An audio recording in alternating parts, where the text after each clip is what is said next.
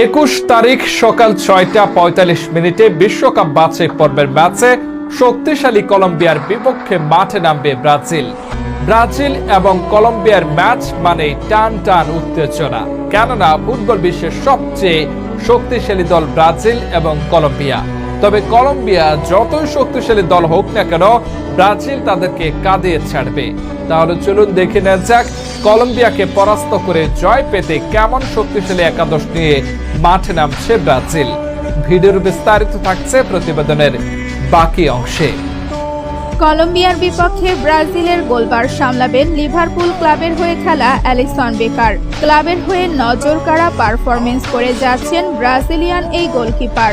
তাই কলম্বিয়ার জন্য দুশ্চিন্তার কারণ হয়ে দাঁড়াবে অ্যালিসন বেকার।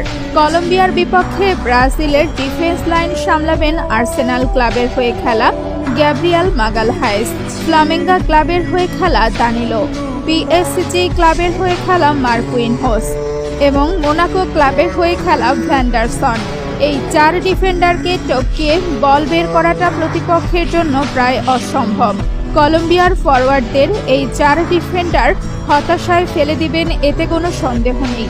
কলম্বিয়ার বিপক্ষে ব্রাজিলের মিডফিল্ড লাইন সামলাবেন ওয়েস্ট হ্যাম ইউনাইটেড ক্লাবের হয়ে খেলা লুকাস পাকেতা, নিউক্যাসল ইউনাইটেড ক্লাবের হয়ে খেলা ব্রুনো গিমারায়েস এবং ফ্লামেঙ্গো ক্লাবের হয়ে খেলা জেরসন। এই 3 শক্তিশালী মিডফিল্ডার প্রতিপক্ষের জন্য আতঙ্কের কারণ।